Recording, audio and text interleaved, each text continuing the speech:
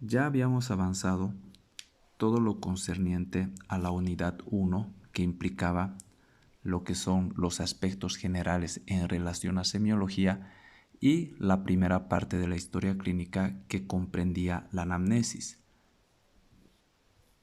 Recordar que la estructura básica de la historia clínica se compone de 6 partes: la anamnesis, el examen físico, resumen semiológico, consideraciones diagnósticas, evolución diaria y epicrisis.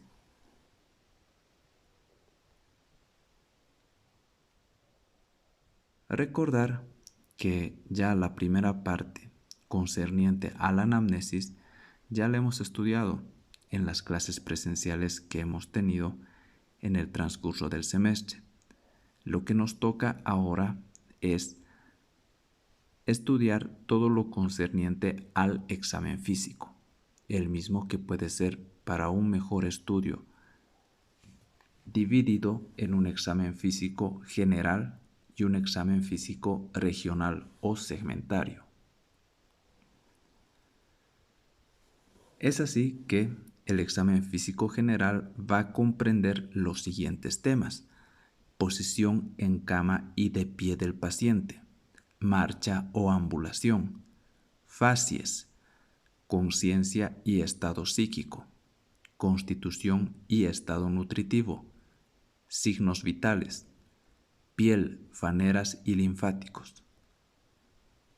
Una vez estudiado el examen físico general, pasaremos a detallar el examen físico regional o segmentario, en el cual de manera topográfica vamos a empezar estudiando lo concerniente a cabeza y cuello, tórax, abdomen, columna y extremidades, genitales, sistema vascular periférico y neurológico.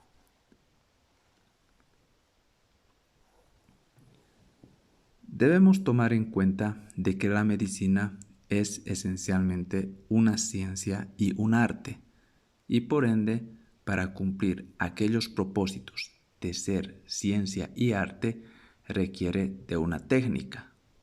La técnica está dada por la anamnesis. La anamnesis, que, como ya habíamos hablado antes, significa el ayudar a recordar al paciente. Es aquel interrogatorio, aquellas preguntas que se realizan al mismo. La anamnesis está representada entonces por el orden y la profundidad de las preguntas en cuanto a su técnica. También hacemos uso de lo que es el examen físico.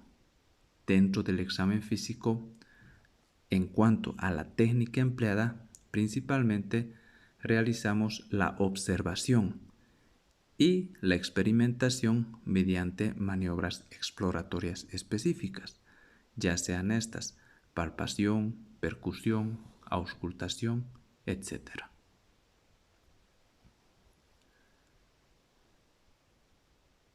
Ya hablando específicamente del examen físico.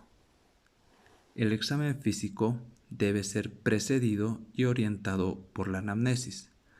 Recordar que la primera parte de la historia clínica es la anamnesis, la cual, al ser un interrogatorio, unas preguntas de manera oral y verbal al paciente, este nos va a dar datos importantes que nos va a orientar acerca de la región en la que se debe poner mayor énfasis ya en el examen físico. El examen físico nos va a permitir confirmar una hipótesis surgida previamente en la anamnesis. El examen físico permite descubrir alteraciones que también el paciente en un momento ignoraba.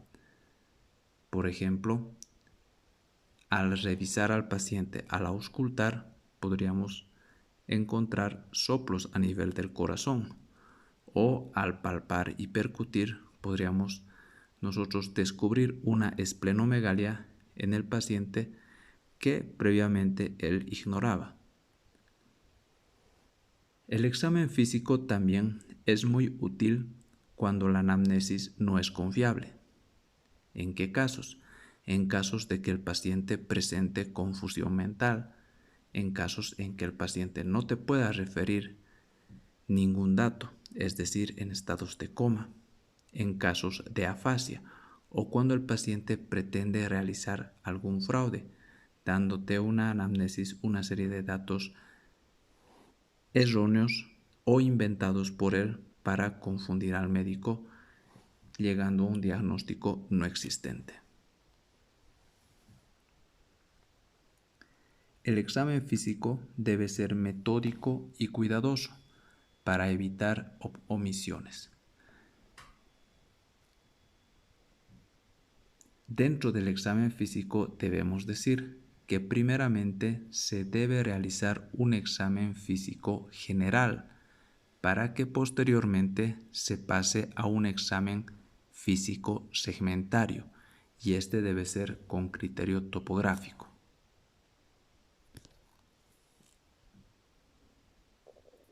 Son bases del examen físico las siguientes. Primero, se mira, es decir, se inspecciona. Luego se toca, es decir, se palpa. Después se golpea o percute. Y finalmente se escucha o ausculta. Estas son las clásicas maniobras de exploración física: inspección, palpación, percusión y auscultación. Cabe recalcar de que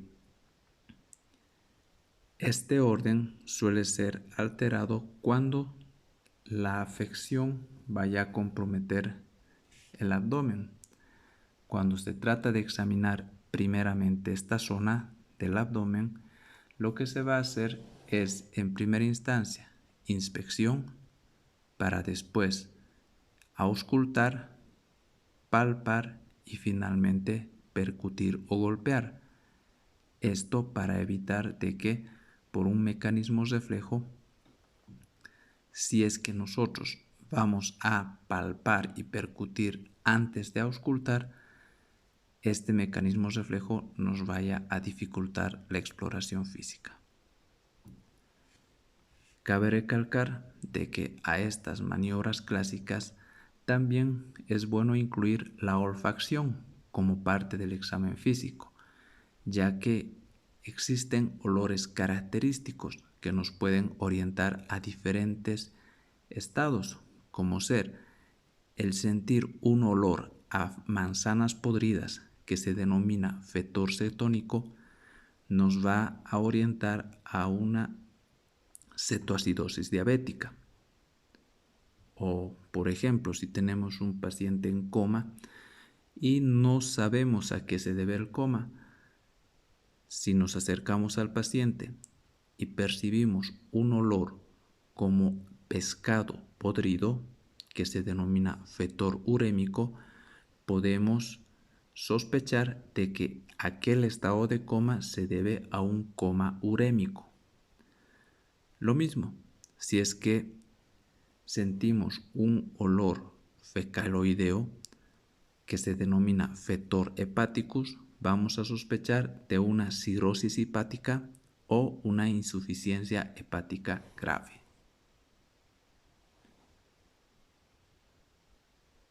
Para realizar el examen físico debemos primeramente contar con un ambiente que presente buena iluminación.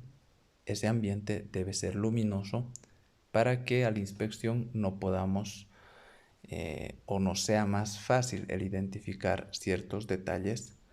Este ambiente a la vez debe ser también templado y silencioso. La posición que el paciente va a adoptar en relación al examinador se va a adecuar a la zona u órgano a explorar, tomando en cuenta de que ambos, tanto paciente como médico, deben estar de manera confortables. De manera general se suele el médico ubicar a la derecha del paciente. Pero obviamente suele haber ciertos cambios en esta posición cuando así lo requiere la zona u órgano a explorar. El paciente debe estar recostado con una almohadilla y sin ropa, pero él mismo debe estar cubierto para respetar su intimidad y pudor. Cuando nosotros vayamos a iniciar el examen, es aconsejable solo descubrir aquella región que vayamos a examinar en ese momento. Nuevamente es importante no olvidar este detalle, es decir, cuidar la intimidad y el pudor del paciente. Bien, entonces vamos a empezar ahora a hablar del examen físico en su aspecto general. Para ello, recordar que vamos a estudiar los siguientes temas: posición en cama y de pie del paciente, marcha o ambulación, facies, conciencia y estado psíquico, constitución y estado nutritivo, signos vitales, piel, faneras y linfáticos. Bien, entonces empezamos a describir qué es el examen físico general. El examen físico general es aquel examen físico que te va a permitir alcanzar una primera impresión general del paciente. Es decir, se trata de una evaluación clínica rápida.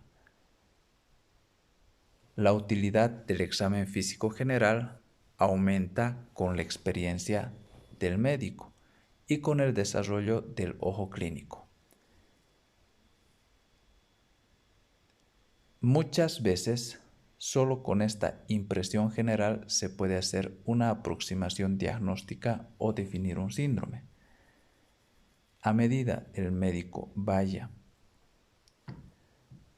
ganando experiencia, viendo y atendiendo diferentes casos en diferentes pacientes, el médico va a ir desarrollando el ojo clínico. Es decir, por repetición, el médico ya va a tener una mejor orientación y más rápida orientación acerca de los diferentes cuadros que puedan presentarse ante él. Y por lo tanto, de esta manera, poder hacer una aproximación diagnóstica pronta y precoz.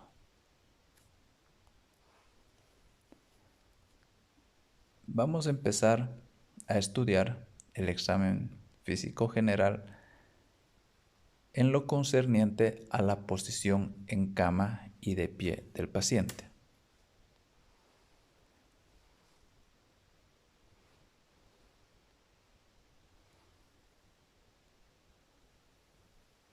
Vamos a hablar acerca de algunas definiciones. Por ejemplo, actitud. Actitud es la relación armónica que mantiene los distintos segmentos del cuerpo entre sí. En otras palabras, es la posición o postura que tiene o adquiere el paciente tanto en condiciones normales como en enfermedad. La actitud, postura o posición puede ser acostada, cuando hablamos de decúbito, puede ser una actitud sentada o sedente, puede ser una actitud de pie o erguida.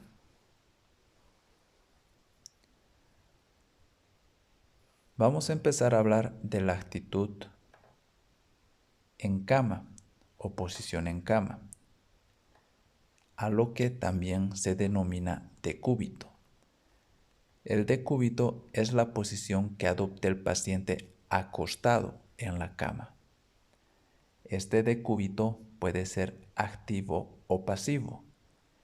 Es un decúbito activo cuando el paciente puede adoptar este decúbito y modificarlo voluntariamente. Es un decúbito pasivo cuando el paciente no puede modificar este decúbito, es decir, tiene una inmovilidad que impide el que pueda el paciente modificar el decúbito. El decúbito activo puede ser de tres tipos: decúbito activo indiferente, decúbito activo preferencial, decúbito activo obligado. Es decúbito activo indiferente cuando el paciente puede variarlo a voluntad, sin impedimento alguno. Es decúbito activo preferencial cuando el paciente va a adoptar este decúbito para disminuir o desaparecer sus molestias, es decir, está limitado por aquellas. Y es un decúbito activo obligado cuando una patología que vaya a padecer el paciente va a imposibilitar de que él mismo pueda adoptar otras posiciones. Hablamos de decúbito pasivo cuando el paciente tiene inmovilidad, es decir, no puede modificar el decúbito, como por ejemplo en los estados de coma, adinamia profunda, parálisis, caquexia.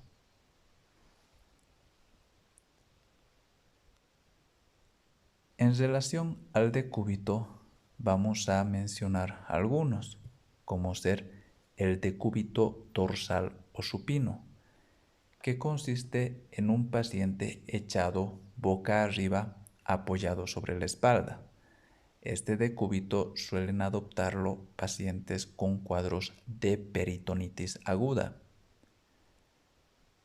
El decúbito ventral o prono se caracteriza porque el paciente está echado sobre su vientre. Decúbito que se puede apreciar en pacientes con cólicos intestinales, hepáticos, pancreatitis, pericarditis, etc. El decúbito lateral. El decúbito lateral consiste en un paciente echado sobre un costado del cuerpo, es decir, lateraliza el cuerpo. Un ejemplo: en la cardiomegalia, el paciente se va a acostar sobre el lado derecho para atenuar la sensación desagradable de latidos que sentiría si es que se recuesta sobre el lado más cercano al corazón, que sería el lado izquierdo. Otro ejemplo: el derrame pleural. En el derrame pleural, el paciente se va a acostar sobre el lado enfermo para aumentar la amplitud respiratoria del hemitórax sano y así atenuar la disnea, ya que si lo hace del otro lado, si es que el paciente se recuesta sobre el lado sano, por gravedad, el derrame pleural va a comprimir el pulmón o el hemitórax sano y va a ocasionar mayor disnea. Otra posición o decúbito que se puede observar es la de gatillo. Consiste en una forma de decúbito lateral que se caracteriza porque las piernas están flectadas sobre el abdomen y la cabeza hiperextendida. Este decúbito es característico en pacientes con meningitis.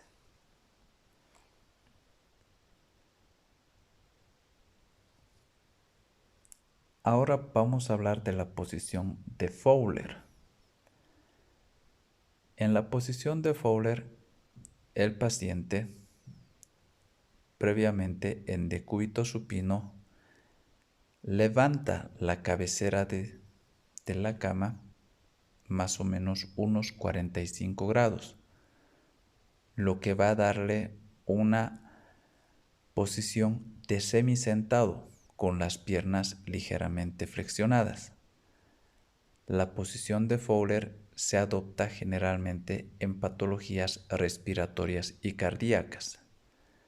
Algunas variaciones de la posición Fowler son la semi-Fowler con una cama inclinada en 30 grados y la posición Fowler elevada con un ángulo de 90 grados. Otra posición importante es la posición de Trendelenburg, la cual consiste en que la cabeza del paciente está baja y el cuerpo y las piernas se encuentran en un plano inclinado. Es decir, este plano inclinado superior a la altura de la cabeza va a servir para aumentar el flujo de sangre al cerebro en pacientes que pueden presentar cuadros de hipotensión o shock.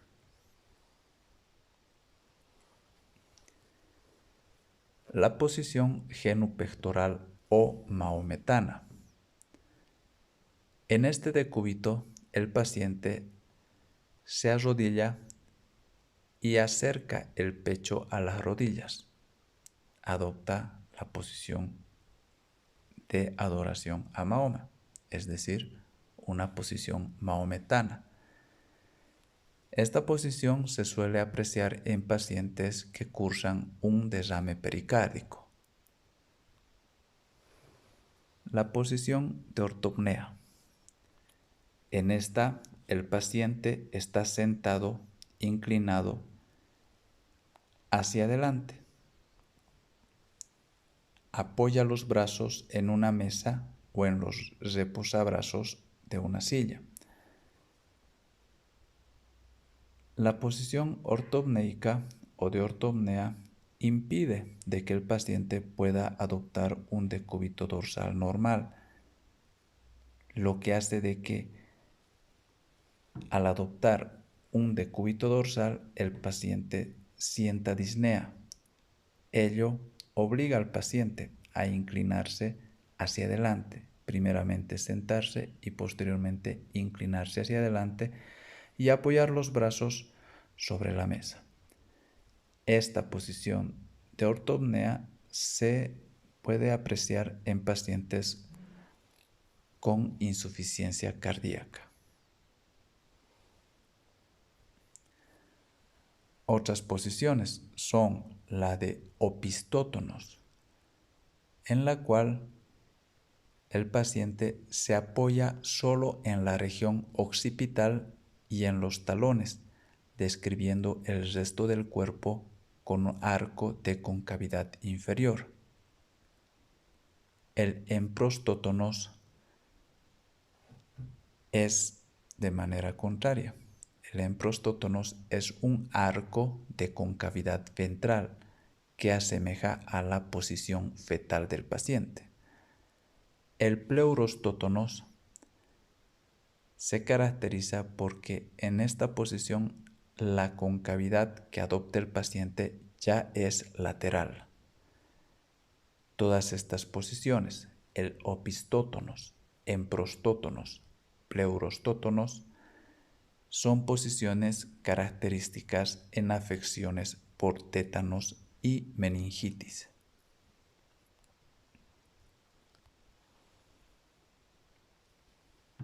Bien, ahora vamos a hablar acerca de la posición en pie del paciente.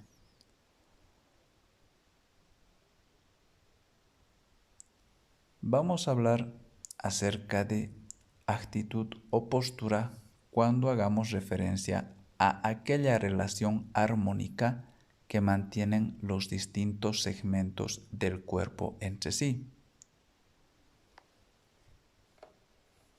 Cuando un paciente se mantiene en pie, bien derecho, firme y sin oscilaciones, podemos hablar de una actitud compuesta que caracteriza a un paciente normal.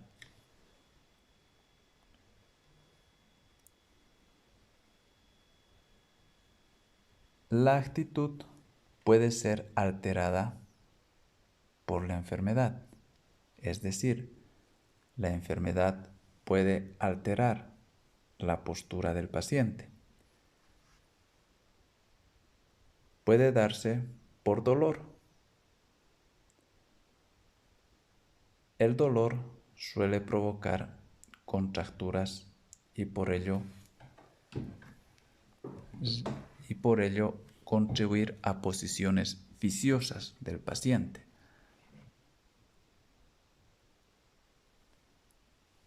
También la postura puede ser afectada por diferentes alteraciones neurológicas, como por ejemplo, algunas posturas características en alteraciones neurológicas son la enfermedad de Parkinson, la hemiplegia, la paraplegia espástica, la corea de Sydenham, la ataxia avanzada cerebelosa.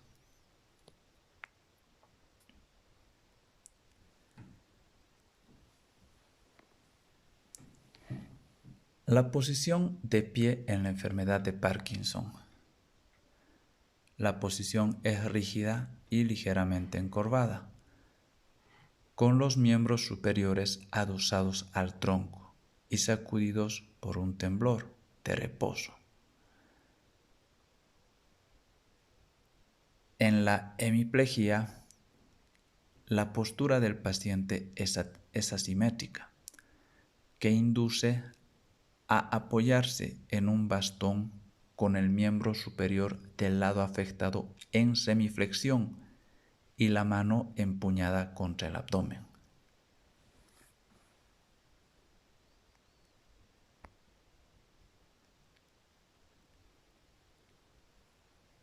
En la paraplegia espástica, el paciente va a tener los muslos y las rodillas bien apretadas entre sí y los pies en posición equina.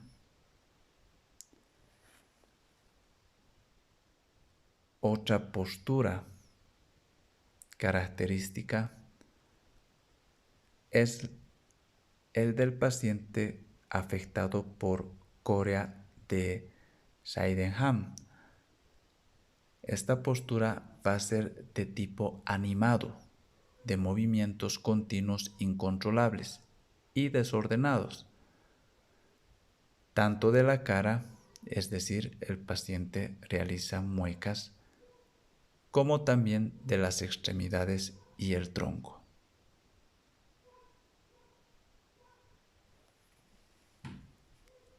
Otra postura característica también de un paciente viene a ser la ataxia avanzada cerebelosa o tabética, en la cual se va a caracterizar porque las piernas van a estar separadas y el cuerpo oscilante. Es decir, el paciente va a aparecer mareado, como que queriendo caerse por el miedo o por la dificultad de conservar el equilibrio. Bien, entonces eso es en cuanto al tema 1 del examen físico general. La siguiente clase estaremos avanzando lo concerniente ya a lo que es la marcha o deambulación del paciente, complementando lo que es el examen físico general.